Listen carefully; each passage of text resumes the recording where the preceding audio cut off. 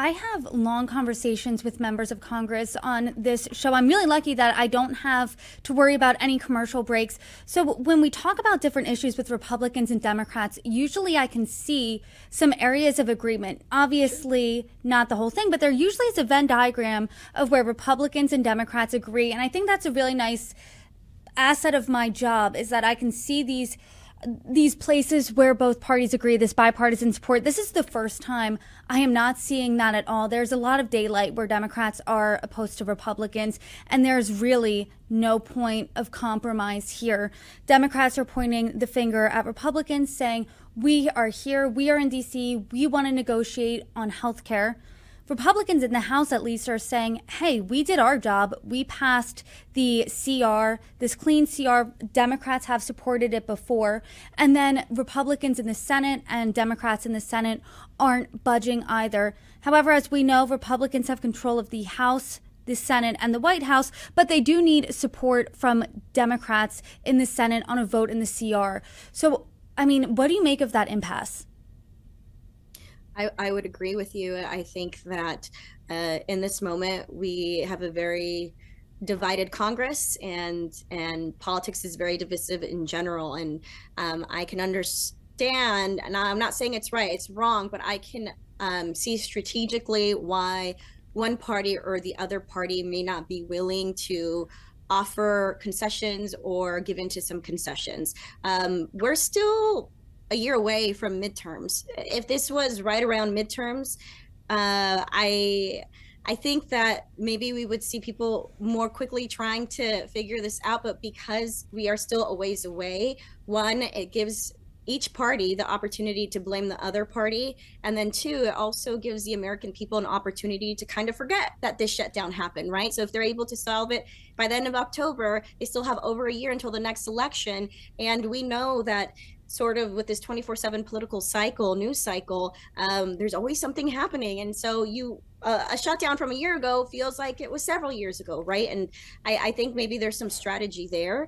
I just want Congress to come together and work for the American people. And ultimately, I think what they're trying to do is just blame one another, when in fact it's Republicans who are in control of the House, the Senate, and the House, the Senate, and the White House, and Democrats. No disrespect to my Democrat friends and colleagues, but you don't have control of anything. And it's not that you're not also problematic in this moment, but it's Republicans who really have more of the resources. And so I hope that they are able to work with them hand in hand and get this across the finish line, because why else are you elected to represent the people? It's not for the easy stuff, it's for the hard stuff, it's for these moments, and they need to be negotiating with one another to do what's right.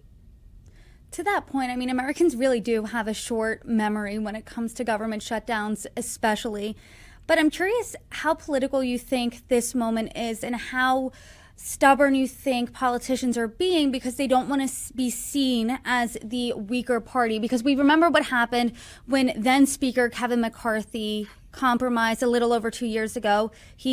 That's the reason he's then Speaker Kevin McCarthy, and there's a new speaker in town. Do you think Mike Johnson, seeing that and maybe thinks that there's a lesson to be learned for his speakership role there? And then in the same turn, you see back in March what happened with Senate Minority Leader Chuck Schumer when he switched around in the 11th hour and supported keeping the government open, and how his party really lost faith in him openly and his leadership. I mean, how much of that digging in the ground do you think that is based on those past events?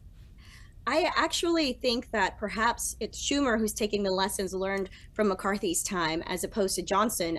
Johnson is in a very different position in the House that McCarthy was. There, are different members of Congress who are no longer there, who were very actively a thorn in his side and were the ones who initiated his ousting, right? And so I think Johnson is in a safe position. I don't think that he's necessary. You should always be careful, but I don't think he's necessarily worrying about that aspect. But when it comes to Schumer, sure, not to mention that right now, Democrats still don't have a leader. I think it's very obvious. Is it Pelosi? Is it Jeffries?